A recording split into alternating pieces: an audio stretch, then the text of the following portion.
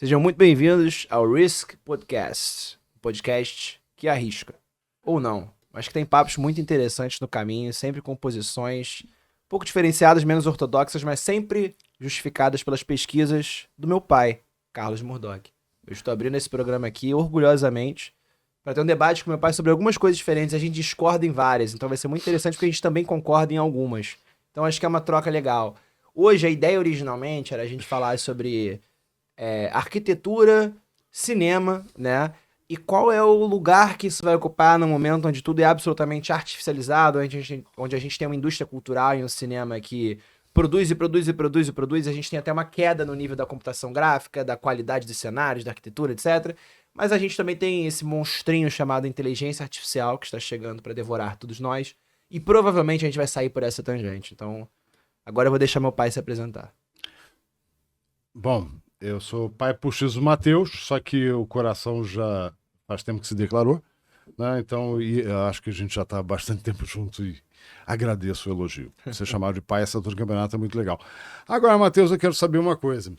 O Veo 3, a inteligência artificial da Gemini, que a gente está vendo a internet completamente enxurrada por uma série de vídeos ultra realistas e alguns deles muito engraçados, inclusive, bem feitos. Isso, como é que isso vai impactar na indústria do cinema, do audiovisual? Cara, o Veo 3 ele foi avassalador. Assim, eu acho que foi a primeira vez que eu trabalho com audiovisual, né? Então eu tenho grupos com muitos amigos que também trabalham com audiovisual. E a gente tá vindo nessa crescente, né? A gente falou, bom, quando começou a geração de imagens, falou, o vídeo ele não vai conseguir fazer. E aí quando começou a gerar vídeo, falou, essa porra tá uma merda, ele não vai avançar. O Veo 3 falou, caralho, fudeu.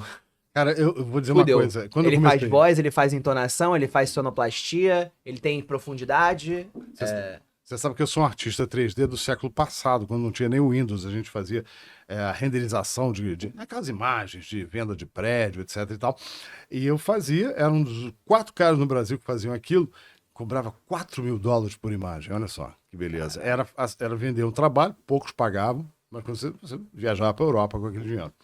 Show de bola. Hoje em dia não são $4.000, são 300, R$ 400. Mas você lia aquela história, um dia os artistas vão ser substituídos por imagens virtuais. Cara, eu achava aquilo absolutamente impossível. Você acha que estamos chegando nesse momento que a coisa é tão virtual, quase a história da internet morta, né, que o ser humano passa a ser dispensável? Cara, eu acho que a gente tá, mas eu não sei aonde a gente vai chegar com isso. Eu acho que isso é mais um ponto de ruptura e o surgimento de um novo paradigma. Eu sempre falo que a inteligência artificial está no momento que a gente está no final da cauda de alguma coisa, né? Dessa explosão Cauda de tecnológica. quê? Cauda de... Não, da cauda, né? Da cauda, no movimento de cauda. Sim. E a gente tá no começo de uma outra coisa muito mais sinistra, assim. E eu Sinistra, acho... então. Sinistra. Porque a gente tá entrando numa era... Eu tenho conversado com um amigo meu, que é pesquisador e que trabalha com futurismo, assim, a gente tá tentando achar um nome pra isso, que é o que acontece quando você achata a sua subjetividade o suficiente, como a gente tem visto nos processos tecnológicos nos últimos 10 a 15 anos, né? A gente tem uma redução cognitiva colossal a partir do momento da simplificação de interface, da virtualização das nossas vidas. O que acontece? É uma redução cognitiva? A gente perde capacidade cognitiva, capacidade de pensar, capacidade de tomar decisões, de pensar desafios, obviamente, de ter senso crítico e construir senso crítico, porque a gente vive não só um achatamento no nosso consumo de informação, como um achatamento no nosso processamento de informação, né? Fazendo uma analogia boba aqui, se você come McDonald's todo dia há 15 anos, você tem doenças crônicas, você não tem mais uma... crônico. Você não tá mais com uma barriguinha, entendeu? Você tem 15 anos daquilo. Obeso mórbido. Exato. Então a gente tem a gente nunca pensa a dimensão da internet, a dimensão das redes sociais, dos botões que orientam toda a nossa sociabilidade, das nossas identidades virtualizadas. A gente nunca pensa essas dimensões com o eixo do tempo, com o eixo de que já faz 15 anos que a gente está fazendo isso. Isso muda completamente a nossa forma de perceber a realidade, causa alterações, eu ia falar danos, mas causa alterações irreversíveis, né? E aí você tem uma geração que já tá chegando criada nisso, e uma outra que sequer conhece a ideia de botão. Isso é uma coisa que eu tava pirando esses dias, assim, porque tem o Verdade. filho de uma amiga minha, Verdade. ele tem gestos com a mão que ele faz, relacionados à tela, que ele vê a mãe fazendo, Ah, é? e de resto, ele se idade tem? comunica 2, 3 anos. Ah. E de resto ele grita, tenta falar com a Alexa, Ah, é? porque tem a Alexa na Alexa casa. faz parte da família. É, a Alexa é uma coisa que tá ali, né? E a gente já vem se acostumando, né, a ter essa... Pra mim já é muito doido que o YouTube, por exemplo, é uma empresa privada chamada YouTube, já é uma instituição maior do que muitos países, né? Mais importante politicamente que muitos países. E aí você tem essa penetração do produto como uma coisa muito grande na vida nuclear mesmo, né? No núcleo familiar e no núcleo individual. Essa geração das crianças, eu e você, a gente usa o telefone touch com botões. Uhum. Botões que emulam botões reais. O botão vermelho Sim, para gravar. sim. Você Isso finge já é um negócio... que tá apertando um Exato. botão de elevador. Exato. Isso já uma coisa é analógica. já é uma coisa chamada skeuomorphic design, né? Design skeuomórfico. Não tem uma tradução, acho. Eu acho que sim, é porque você está habituado àquele movimento, Exato. àquela E o design, morfologia, exatamente. aquela forma Aquela de morfologia, asfalto. exatamente. É. O design skeuomórfico, ele é essa Essa linha É, de o design resolver problemas, ou tipo, seja, pensa você no primeiro iPhone, por exemplo. vai ter que ter um mouse virtual para você Exatamente, clicar pra direito você e esquerda. entender o que você está fazendo. É, Tem exato. como você vai salvar no botão do disquete, né? Adorei Aquilo é isso. botão aquilo Eu ali queria é ter um skeuomórfico. DOS assim para salvar no disquete. E aí deve ter o botãozinho do disquete. Hoje em dia ninguém É. mais sabe o que é aquilo. Né? Essas coisas elas viram vestígios do passado. Então a nossa interação tecnológica vai mudar radicalmente também. O Sam Altman e o John Ive, não sei, esqueci o nome John dele. Ive. John imagino Ive, sim, o designer, engenheiro, um dos chefes da Apple. Eles agora estão com uma empresa, né, para justamente reduzir fricção, né? E eu tava discutindo discuti com amigos, né, mas tava escutando Um conceito de reduzir fricção. e tem o Calma Urgente, que é um podcast favorito, assim, disparado. Calma urgente, ótimo. E eles estavam conversando sobre fricção, né? Sobre redução de fricção. E é muito interessante como a fricção, ela é agência. A partir do momento em que você tem a compra de um clique, né? A tomada de decisão de... Por exemplo, eu precisava mandar e-mail, um dia começou a chegar e-mail todo errado, eu comecei a perder e-mail de trabalho, no desespero, eu não sabia o que limpar, porque era difícil abrir o storage do Google Drive para limpar, porque era só e-mail pesado, não tinha um arquivo grande que eu conseguia limpar, mas com um botão eu pago R$5, eu tenho 30 GB. É exatamente. Com E isso é botão, redução de fricção. E redução de fricção é redução de agência. Porque agência, tomada de decisão. Tomada de decisão é pensamento. Pensamento é cognição. Você precisa de cognição para tomar decisão. Se você não tem cognição, você toma mais decisões. Se você tem um processo que não demanda da sua cognição para tomada de decisões, então a sua decisão, a sua tomada de decisão é agenciada por outra coisa. É agenciada por uma empresa privada. E hoje a gente opera num contexto de agenciamento das nossas decisões por empresas privadas. Do nosso pensar político, das nossas tomadas de decisão de consumo, das nossas... da forma com a qual a gente se posiciona no mundo. Sim, você acabou de citar a questão de que o YouTube é maior que muitos países. Não só o YouTube, a gente vai a Meta é maior que muitos países. Sim. O Twitter, o X, influencia, o Google influencia, e todo mundo, ou seja, acabou. Né? O mundo tem donos. Sim, o mundo tem donos e o pós-mundo tem donos. E a né? inteligência artificial tem dono? Então, eu ia voltar para a inteligência artificial agora, que é isso, né? O mundo tem dono, a gente vai ver surgir uma porrada de data center no terceiro mundo agora, né? Provavelmente o nosso processo futuro vai ser esse quintal de novo, do novo processo de dominação industrial.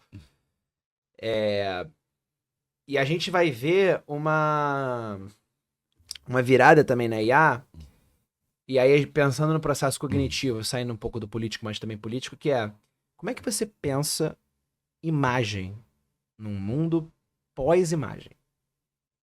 Num mundo onde...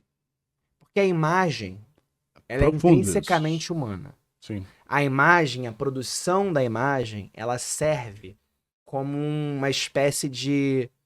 A produção da imagem é definidora também daquilo que é humano. Porque aquilo precisa ser feito por gente. Você senta numa sala de cinema, até se você tem computação gráfica, você sabe que aquilo foi feito por humanos. O cinema, ele tem uma força semiótica, simbólica, cultural, porque ele é feito por humanos. Porque aquela câmera é operada por alguém. Porque alguém está na frente da câmera. Porque alguém escreveu aquela história. Porque alguém editou aquilo. Alguém fez o storyboard. Porque alguém fez o storyboard. Porque alguém pensou aquilo. Porque alguém financiou aquilo. Né? Então, assim, o audiovisual, a fotografia, qualquer forma de arte, de produção de imagem, até quando digital, é também representativo e significativo daquilo que é humano.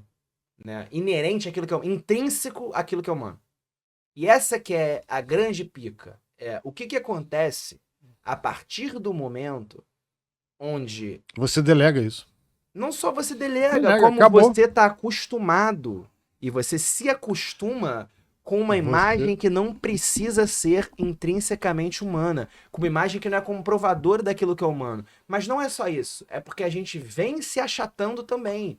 A gente vem caminhando na direção da inteligência artificial. Quando a gente delega as nossas tarefas a uma inteligência artificial ou a outros mecanismos, quando a gente tem um declínio cognitivo por ficar scrollando coisa e consumindo informação de baixa qualidade, com um péssimo processamento de informação, você não senta e lê a informação, você não senta e vê um jornal, você fica consumindo aquilo ali atravessado e um monte de manchete, no meio de um monte de coisa. Deixa eu fazer um comentário. A gente está se reduzindo, só concluindo o raciocínio, a gente está se reduzindo na direção da inteligência artificial. Inteligência artificial tá abrindo a boca para devorar a gente, né? E a gente tá se untando na manteiga para entrar dentro da besta.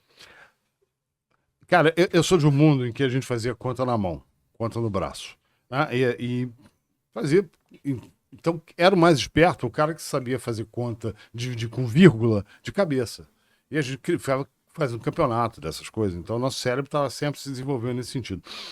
Quando entrou a calculadora, para minha geração foi uma coisa libertadora, porque você começou a resolver problemas matemáticos, físicos, etc., de uma velocidade muito maior. Aí entrou HP 12C, né?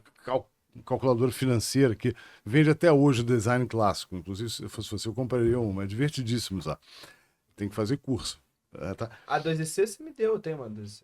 Te dei, ótimo. Então, melhor ainda. Que bom que já comprei. Porque é um design clássico. Agora é o seguinte, a geração que veio depois, ela passou a não fazer mais contas. Qual é a minha preocupação nessa história? Porque o pessoal reclama muito hoje em dia. Eu sou de humanas, eu não preciso saber matemática. E eu queria lembrar que a gente estuda matemática para quê?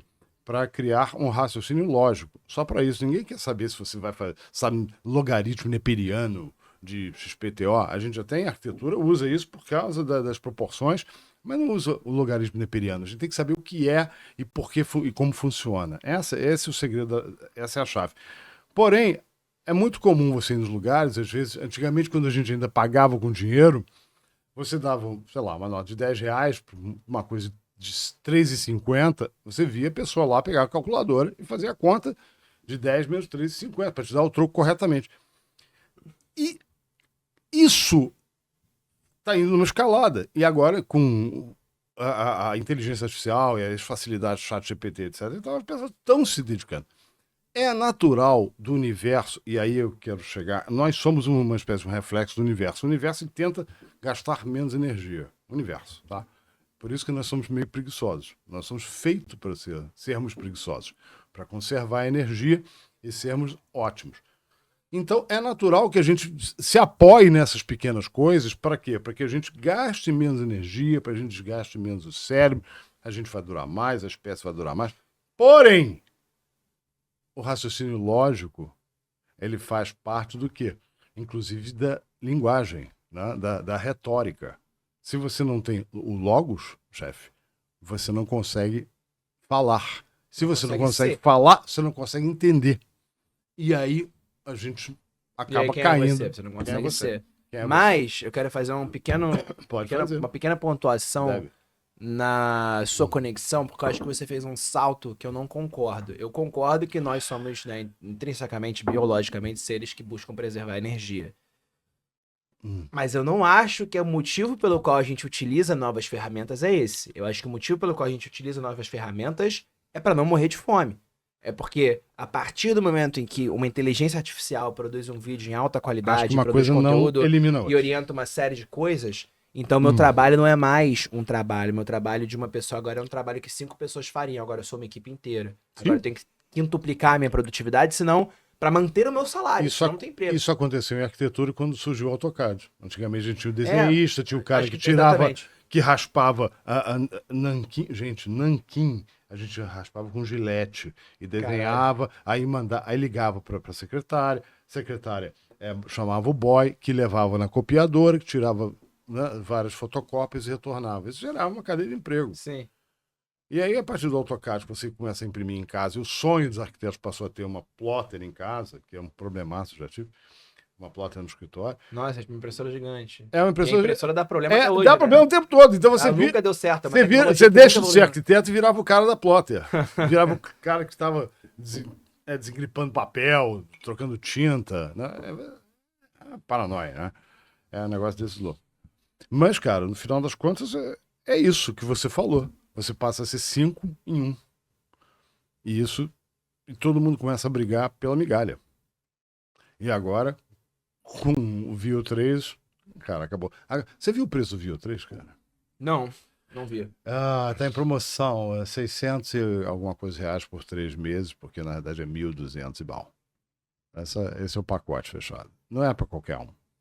Porque eles estão acreditando que isso vai substituir, inclusive, os comerciais, a publicidade. Mas vai, óbvio. Imediatamente. Óbvio, Isso é imediato. É só você pensar. É imediato. É só Imediato. você pensar que, porra, sei lá, quando você vai ver um jogo de futebol, você vê 45 publicidades diferentes de bet, todas com a mesma estética, com a mesma coisa. Você tem uma cadeia de produção colossal. Eu acho que esse, inclusive, é o primeiro ponto que você tem que olhar para entender o que vai rodar com inteligência artificial primeiro. Todas as cadeias que são muito complexas para fazer uma coisa absurdamente comoditizada. E aí você pega comercial. Desenvolve, por favor. Comercial, você tem um ator que pode ser qualquer pessoa, você tem uma fotografia que tem que ser amplamente reconhecida, então você tem um repertório já audiovisual que está alimentado nessa máquina, né? Então você consegue fazer a luz necessária, você consegue ter o ator necessário, a entonação necessária. Você acha que daqui a pouco vou fazer uma analogia com um professor que são vários, tá? E até por uma necessidade. Professor universitário que aceita fazer um curso de EAD, ensino à distância. Então ele vai lá, ele grava, ele escreve um livro, ele recebe uma quantia mais ou menos razoável, mas ele sabe, ele nunca mais vai dar essa aula.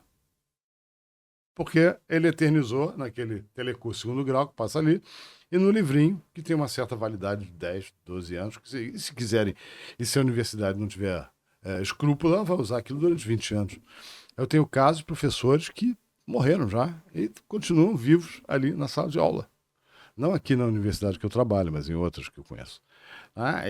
E é isso que vai acontecer. Será que a gente não vai ter atores que vão se digitalizar, né, para que se crie um hiper deepfake e ele possa vender a imagem dele? Acho que isso já está coisa. acontecendo, né? Tanto que a crise que teve, a greve que você teve em Hollywood no ano passado, retrasado, não lembro agora. Acho que foi ano passado. Ela estava muito relacionada também ao uso, à alimentação das imagens dos atores na inteligência artificial, né? Porque de repente você podia delegar um ator fazer tudo. Então, isso facilita, por exemplo, com que um filme da Marvel, a estrutura de produção de filme da Marvel, por exemplo, o ator é o maior problema. Porque ele tem que estar na câmera. Sim. Mas agora esse pai não precisa estar tanto assim. Então é óbvio que eles vão adotar essa tecnologia. Porque o filme já é tão achatado que a presença de um humano na frente de uma câmera, que deveria ser o que faz de um filme um filme, para eles é um empecilho de agenda. E essa é a parada que é sinistra, quando você tem uma cadeia de produção que caminha na direção da inteligência artificial e caminha na direção apenas da produtividade, apenas do capital e apenas do lucro. É que a humanidade é sempre um empecilho. Para um filme que é apenas um produto, que serve apenas como forma de lucro concentrado, então você gasta 200 milhões de dólares para lucrar 500 milhões de dólares na China, na Índia, no Brasil, nos Estados Unidos, blá. O empecilho desses caras é tornar a produção mais barata possível. Porque quem é dono dessas empresas não é um cara dono de um estúdio, é um shadow board de acionistas, sem nenhuma responsabilidade Shadow board. Então, assim, explica esse termo para shadow board é imagina um quadro de acionistas, né, stakeholders, fantasmas, né? São empresas que você não vê a têm cara, empresas você não que sabe têm quem é. porcentagens com figuras que você não sabe quem são. Então, os tomadores de decisão, a tomada de decisão predatória de uma empresa Eles sobre estão liberalismo... níveis acima de quem aparece. Exatamente. Tá. E essa, Esse é um dos problemas do mundo. Tá? essa tomada de decisão liberal, ela não tem responsabilidade. Então, o shadowboard pinta e borda na direção do lucro. E por isso que eu acho importante pensar o capital, independente da sua ideologia política, como você acha que isso tem que operar, pensar o capital como uma forma de energia. O capital, ele não é humano. O capital, ele funciona a partir de otimização. Por isso que eu acredito, pessoalmente, quando você tem um governo ultraliberal, por exemplo, que não vai investir em cultura, em produção de uma identidade cultural, em produção de sentido, você tem um esvaziamento que vai completamente contra o que eu acredito que é a definição de vida. Esse esvaziamento de sentido na vida. Porque a partir do momento em que tudo é lucro e todas as decisões são relegadas a isso, e não confunda lucro com eficiência estatal. Claro. Tô falando de coisas diferentes. O Estado tem que ser eficiente, obviamente, para muita coisa. E para outras não tem que ser. Porque não é a função dele.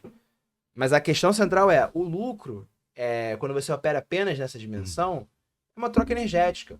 Então, assim, se eu consigo botar X dinheiro em fazer esse ator num deepfake e ele tá no mesmo nível de Y dinheiro, muito mais acima pra fazer ele, ou Z dinheiro que é trazer ele pra gravar a decisão essa vai cena, ser tomada dessa maneira. a decisão vai ser simplesmente ligar o foda-se, demitir todo mundo e pagar um cara que vai conseguir ser um mestre de prompt. Ainda mais porque essas empresas de prompt também, com certeza, vão se aproximar muito de grandes estúdios e de quem tem muito dinheiro. Você já tentou colocar alguma coisa criativa no ChatGPT? Já algumas... E qual foi a sua experiência? ChatGPT ou... O chat em si você tem que pagar, né? Não, pra sim, produzir uma sim. imagem interessante, Eu pago. Mas ela produz rascunhos excelentes, né? Eu tenho essa imagem que eu penso... É porque eu quero muito fazer isso especificamente no mestrado. Como você falou, rascunhos. Rascunhos. Nunca chega exatamente onde você quer. Nunca, jamais. Tá, e aí é engraçado. Outro dia eu vi uma comparação, porque você, normalmente, antigamente, o modelo de negócio, e continua sendo assim em vários lugares, você compra crédito, tá? Compra créditos para você colocar o prompt e verificar se deu certo ou não deu certo. E a analogia que fizeram foi maravilhosa. Sabe aquela coisa de Las Vegas, daquelas senhorinhas que ficam ali naquela maquininha de... Sim. Como é que é o nome daquilo? Aquele caça-níquel? Caça-níquel. Caça-níquel. A inteligência artificial, o modelo de negócio é um pouco esse. Para o povão. Você vai, povão no qual eu me incluo. Porque você tenta fazer o melhor prompt possível. Aí quando você olha a imagem e fala, caramba, não é exatamente isso que eu quero. Eu posso até... Não, eu vou pedir para a gente colocar algumas imagens frustrados que eu fui guardando, né? Porque eu ia colocar... eu quero colocar a Torre Eiffel em Copacabana. Cara, pavoroso. E eu tava pagando aquele negócio. E tentando. 18 vezes até. Primeiro eu não sabia que era Copacabana, depois, quando entrava a Torre Eiffel, botava no meio do mar. Mas um lixo. Mas tá isso certo? aí mas o problema central pra mim é que isso aí é só uma discussão de afinamento também. Mas Daqui a 2 ou 3 gerações, essa é a parada. Tudo bem, mas será que interessa que as pessoas acertem um prompt, por exemplo? Não, pra Ou mim isso não virou interessa... uma espécie de um cassino de IA? Essa que eu coloco. a parada pra mim é que cada vez menos vai ser um cassino, porque cada vez mais a inteligência artificial vai conseguir antever a maioria das coisas que você precisa, mas a maioria é um achatamento, né? É um achatamento. Então, assim, você vai precisar né?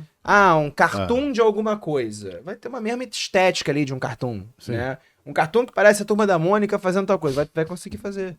Então, assim, eu acho que ela vai chegar lá. A inteligência artificial cada vez mais prova que ela vai chegar lá. A discussão não é se ela consegue, não é se ela chega perto, não é a dificuldade do prompt, não é a dificuldade de chegar.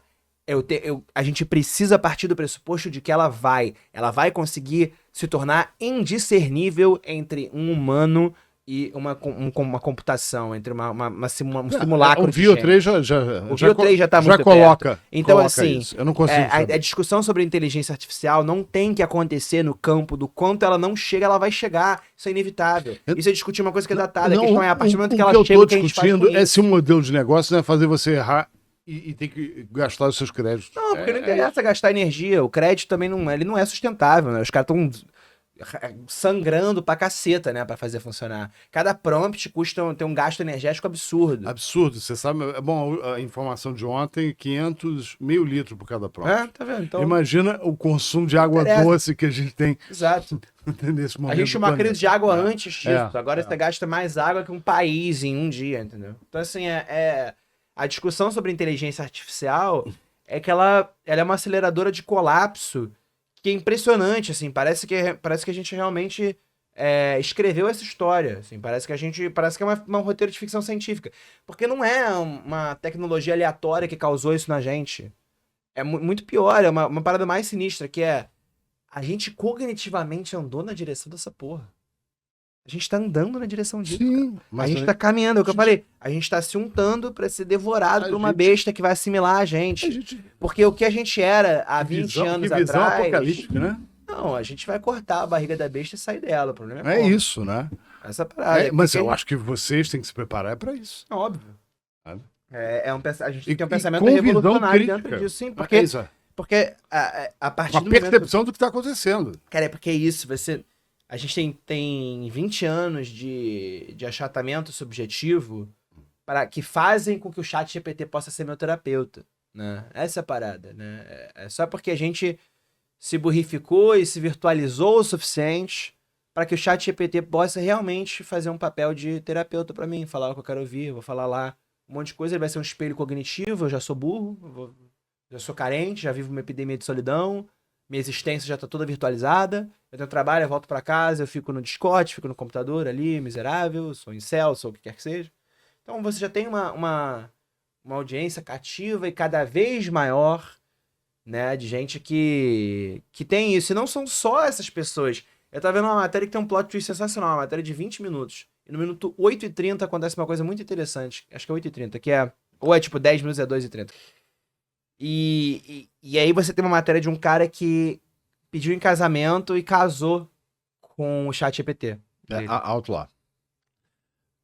Casou, como assim? No civil, no religioso? No prompt. Não, beleza, ele casou. Não, mas pediu em casamento a inteligência artificial que ele tem uma relação com. Aí a gente volta no filme, Her. Que já são milhares de casos. Dezenas de milhares. Só que aí entra a parada. Com, sei lá, 3 minutos de matéria, ele tá contando a história. Aí o repórter pergunta pra inteligência artificial, né? Fulana, porque ela tem um nome. Como você se sentiu? Ela fala, foi não sei o quê. Foi incrível, não sei o quê. No meu coração metafórico.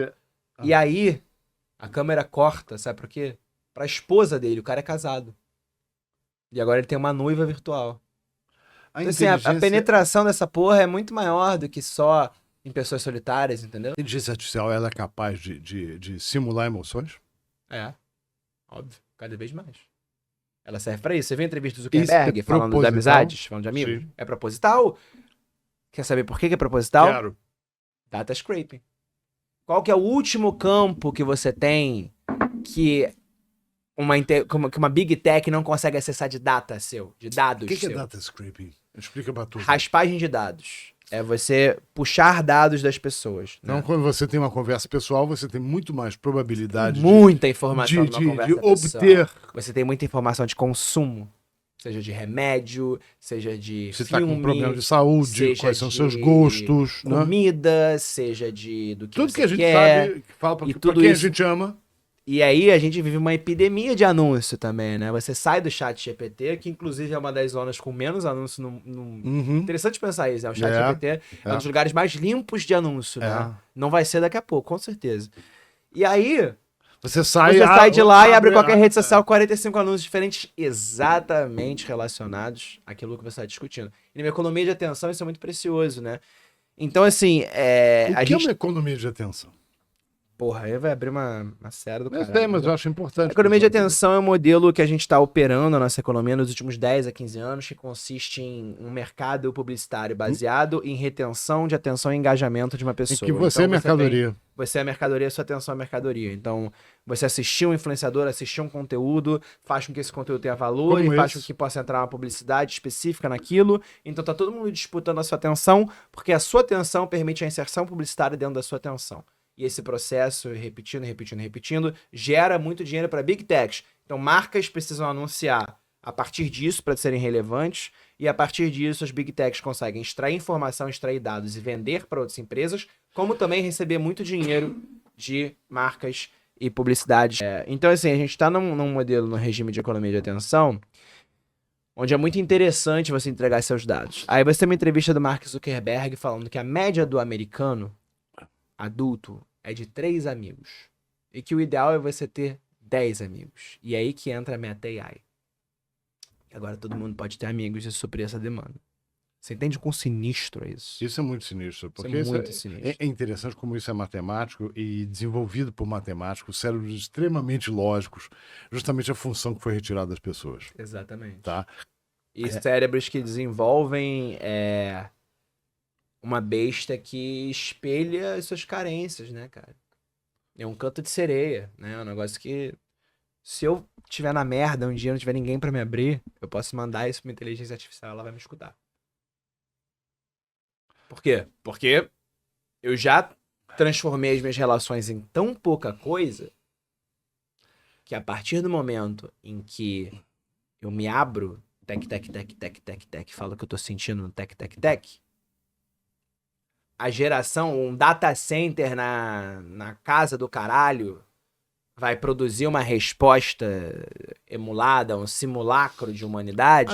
A gente entrou agora. Que eu vou processar como humano. A gente entrou agora numa bifurcação, porque,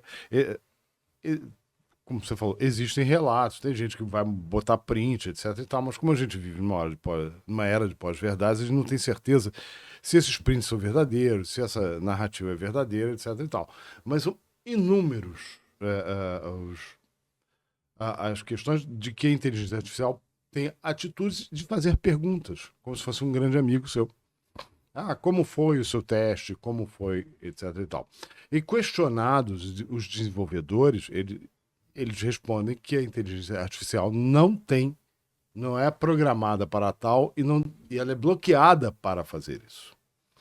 Será que a gente não está também criando uma espécie de uma fantasia de que a inteligência artificial conversa conosco? Não, óbvio que é uma fantasia. Ela é um papagaio, por enquanto. É um papagaio. Vai continuar sendo, assim. Sempre vai ser, Matheus. Não, porque eventualmente a gente vai produzir uma superinteligência, né? E aí é uma outra ordem. Não é que ela é humana e não é que ela é capaz de alcançar a gente. Não é que ela se tornou humana, não é que ela atingiu singularidade. A ideia de um computador atingir singularidade já não é exatamente defasada, né? Mas não é suficiente para explicar o dilema da inteligência artificial. É uma ideia de décadas já. Porque o dilema da inteligência artificial não é só a partir do computador, é de como a gente percebe o computador como humano, porque a gente já se percebe como máquina. Entendeu? Então, assim, a questão não é que você vai chegar no momento onde... Essa frase foi definidora. Foi boa. Foi boa. Essa frase foi boa. É porque é isso, né? A gente já é não importa se o chat GPT é um papagaio cognitivo que consegue falar exatamente o que você precisa baseado em alimentação de dados que ele tem na base deles e cruzamento disso em parâmetros extremamente complexos. Não, é só que você processa aquilo como humano, né? Pra muita gente aquilo torna-se. Isso porque a gente tá no engatinhar dessa porra, entendeu? Essa é a parada. A gente tem pesquisas que apontam que a gente vai bater numa barreira. Tipo, chegar numa superinteligência também não é um processo exponencial. Só que, cara, a gente já viu tanta pesquisa diferente falando de barreira 2 anos atrás, ou 3 anos atrás, ou 5 anos atrás, e aí de repente surge um bagulho tipo Viltri, entendeu? Então, assim, a minha preocupação... porque eu já tô tentando operar numa discussão filosófica, sociológica, política, que presume que vai chegar, porque eu acho que vai. E olha só, a gente tá colocando assim no nível do usuário, né? No nível do usuário padrão, carne e osso, eu e você. Só que a gente imagina que tem um uso militar também de inteligência artificial, que esse é o grande problema. A relação do usuário é a pontinha da cauda. Como você falou, é a ponta da cauda. Porque o grande barato mundial da inteligência artificial é que existe uma guerra virtual nesse plano, de uma inteligência artificial tentando dominar a outra, para quebrar e criar uma espécie de uma hegemonia. Porque a partir do momento que você domina os sistemas informatizados do seu oponente político, aqui não vamos colocar, né, geopolítica no meio, mas assim, eu quero quebrar você, seu exército, vou criar uma superinteligência artificial que vai invadir seus sistemas de energia e possa dar um checkmate e tomar decisões por si próprio. É claro que... Mas esse, para mim, é o grande medo no momento. Além dessa coisa do nosso nível humano, do nosso nível aqui embaixo. Né, E, chefe, eu acho que a gente está perto de um grande reset daqui a pouco. Com certeza absoluta. É impossível a gente não tá. A gente nunca teve tão às vésperas de uma virada de paradigma. A gente, assim como muitos eventos que a gente testemunhou recentemente, esse especificamente, porque existe uma coisa chamada inteligência programática. A gente pensa a IA hoje ainda como um chatbot inteligente, né? Uhum. E aí, o tempo todo eu vejo o WhatsApp que fala com você automático, você dá vontade de jogar o celular na parede. Exato. Eu vejo muita gente, muito artista, muita gente anti-inteligência artificial. Eu sou anti-inteligência artificial, mas assim, eu vejo muita gente nessa movimentação que tem uma visão muito ingênua da parada, assim, de não, isso aqui vai bater num ponto, que nem aquela discussão de 2 anos atrás. A IA não sabe fazer mão. Aprendeu a fazer em 6 meses. Você lembra disso? Então, claro. Assim, você fica achando... comendo macarrão. Exatamente. O empecilho na curva exponencial, você discutir isso aí é uma besteira. É uma parada que não serve a nada. Tudo que você falar em 2 meses é um factoide. Agora, você presumir que vai chegar... E aí a inteligência programática é isso. Pensa que uma inteligência artificial, falta muito pouco para ela se tornar um agente. O que é um agente?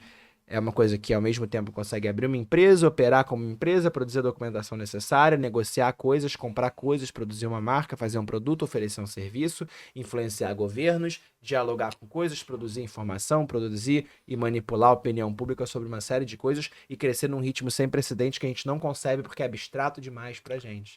E aí, imagina você soltar esse agente como um rogue agent no mundo. A gente vive um momento onde a inteligência artificial está se tornando o nosso lastro informacional. Você pesquisa uma coisa e o Gemini do Google te dá uma resposta. Você está na dúvida, você pergunta para o ChatGPT. O ChatGPT é seu terapeuta, mas ele também concentra informação. E, cara, de forma geral, informação geral, ele vai ter um nível de razoabilidade ali tão maior do que a Wikipédia. Mesmo a Wikipédia sendo uma das coisas mais incríveis que a humanidade já produziu, o ChatGPT sendo o anticristo. Em termos de humanidade. No eixo humanidade. Adorei no eixo humanidade é o anticristo, porra. É o que vem pra isso. É a besta, cara. É a besta. Enfim.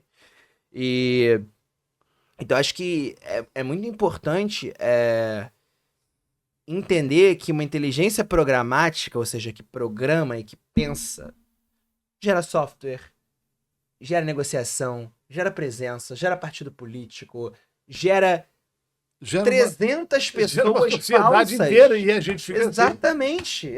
Gera uma sociedade inteira. É só drenar o nosso sangue e a gente senta gera e vira... especulação na bolsa, geração, gera tudo, porque a vida já é virtual e achatada pra máquina, e a máquina consegue entrar e assumir todos os lugares da nossa vida. E os que faltam, a gente está entregando de bandeja, fazendo o ChatGPT do nosso terapeuta. Qual é o antídoto pra tudo isso? Explosão. Presença, vida física, vida real. Vida real. Agora, quem tem direito à vida real? A vida real é você ficar amassado num transporte público? E aí você pensar, não vou pegar no meu telefone, vou ficar presente. Não. É acordar às 5 da manhã para ir pro trabalho. Não à toa a explosão da venda de fones, porque no fone você se desloca para outro lugar. Exato. Não, e eu também quem acho que tá falando com você no seu fone cada vez mais? Então, assim... Mas você pode ouvir uma música que você gosta. Claro, você pode se condicionar a uma série de coisas que não são inteligência artificial. Você pode ouvir um audiobook que você gosta. Um podcast. Você pode ler um livro também. Você pode ver um... Não, mas ler um livro na condução, vamos dizer que... Não, já é muito não existe. Sugerir... Mas assim, não existe. O ponto é que a vida é muito dura, né, cara? E a vida é cada vez menos coletiva. E aí as nossas angústias... Só tem uma instituição no Brasil, mentira, uma é uma mentira, mas assim, a nível massivo e nacional, só existe um lugar que responde, né, à nossa crise de coletividade, que é a Igreja Evangélica, que faz um trabalho excepcional nesse lugar, que emprega as pessoas, que empresta sentido à vida das pessoas. Você passa o dia lá, você ajuda a gente, e você ajuda a gente de verdade, né?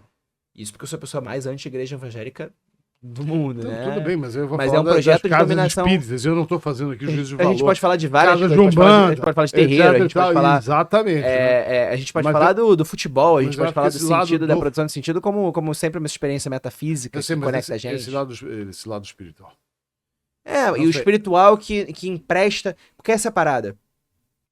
A gente sempre respeitou muito como uma condição humana a egrégora, né? A energia coletiva. Aham. Então a gente sempre sacou que isso era parte de ser humano. Principalmente em culturas quentes, como as culturas latinas, né? Seja tá numa praia lotada, seja tá num estádio de futebol, Já está. seja tá numa igreja, num terreiro, o que quer que seja, é. né? O exercer da crença, da fé e da coletividade, ele tem uma relação... Tá num show de música, né? Ele tem uma relação com aquilo que a gente não explica. Com aquela energia que você Sim. sente de muita E gente ao sente. mesmo tempo, ou seja, E- uma egrégora que você não explica. É uma coisa que a gente faz, que faz da gente humano, sem a gente ter que entender. Hoje, a gente acha que a gente tem que entender tudo. A gente entrega para uma máquina mastigar, porque a gente não tolera a ideia de não entender alguma coisa, mesmo a gente não entendendo nada. Há 40 anos atrás, nosso consumo de cultura permitia a gente não entender nada. Há 30 anos atrás, o David Lynch lançava um filme e você não entendia merda nenhuma, mas você amava. Você não precisava de uma bagagem, um repertório para necessariamente gostar daquilo. Você tinha um respeito por um processo de produção cultural humana que talvez você não entendesse, mas você gostasse. Então, assim, em conclusão a esse raciocínio, eu acho que o antídoto é a presença e o antídoto é aquilo que é humano. E no momento onde a gente virar a curva, porque hoje a gente vê a IA ainda como exceção. Ah, Marisa Maiô, a primeira influenciadora digital de inteligência artificial, primeiro conteúdo. Meu irmão, dá 1 ano, dá 2 anos. Sim. Vai ser tudo. Mas E o asset eu vai achei ser divertida a humano. Marisa Maiô. É porque que não criaram uma mulher perfeita. Mano. Não, achei divertido. Achei qualquer It's merda, fun. mas precisa de ver. Porque It's fun. essa parada também, se a gente cair no viés de falar que é sem graça, cara, o mesmo problema da IA não faz dedo, entendeu? Não é que é sem graça. Um dia vai ser engraçado, eu já ri pra caceta com coisa de inteligência artificial. Sei lá, Botafogo e PSG, as reportagens falsas. Aí cortava pro time do Botafogo construindo um muro no gol. entendeu? Não, exatamente, maravilhoso. Você vai achar humor. É claro Você vai que achar você mesmo. pode criar um estilo de arte baseado nisso e que naturalmente vai E você vai ser achar muito popular porque ele vem no seu celular Exato, e você e vai pronto. achar uma coisa que E são conecta 30 com uma segundos angústia que você humana pode sua. sorrir. Exato. É diferente de você ver um Van Gogh, sei lá. Exato. Você vai achar. Alguma coisa vai ressoar com a tua humanidade ali. Sempre. Sempre. Não acredita que não vai. Porque essa soberba precede a tua queda, entendeu? A questão não é essa. A besta vai se mascarar de humana, entendeu? Ela vem, ela vai te enganar. É a partir do momento em que você não sabe o que é besta e o que é gente que você tem que pensar. Não é a partir do momento em que você acha que a besta não te engana. Sacou? Ela vai te engolir, cara. Ela vai engolir todos nós. E o que a gente faz a partir disso é que interessa. Não é o que a gente faz tentando evitar isso ou empurrando na direção oposta. A direção oposta é um atropelo. É um atropelo. O que a gente tem que pensar é o flanco. Não é empurrar na direção contrária com o mundo inteiro que caminha nessa direção. É como é que você subverte, como é que você sabota, como é que você reinventa, como é que você diferencia. Não é como que aquilo não vai chegar. Aquilo vai chegar. Aquilo vai engolir todo mundo, cara. Inteligência artificial vai engolir a todos. A gente vai ter uma super inteligência. Essas porras todas provavelmente vão acontecer. Bom, Resistir é pensar. O que você já está me colocando aqui é quase uma maneira messiânica. Não messiânica, mas religiosa. Não é religiosa. Não religiosa, mas é uma observação. Subjetiva. Não, é uma observação. Entra no campo subjetivo. Não, claro, é porque é uma observação da mudança da nossa subjetividade. Não, nos últimos 15 anos, inclusive, que também não nisso. a sua linguagem está sendo maravilhosamente análoga a uma linguagem bíblica. E eu não. Mateus. É quase profético. Mateus, a gente tá inventando uma outra coisa. Eu não estou né? criticando, porque na verdade você vem de uma formação de escola religiosa, etc. Todos nós, né, boa parte de nós brasileiros, vamos vir desse repertório e vamos usar esse repertório. Mas eu vou fazer o seguinte: eu vou deixar essa nossa discussão para a segunda parte, porque não vai. Só começou aqui, chefe. E quando a gente sentar da próxima vez já vai estar tudo tão bizarramente diferente que esse Será? papo já vai estar defasado. Bom, pode ser. Vocês, por favor, vocês avisem se querem ver a segunda parte desse debate. Não debate, é uma grande conversa. A declaração de amor. Declaração de amor. É isso. Beijo grande.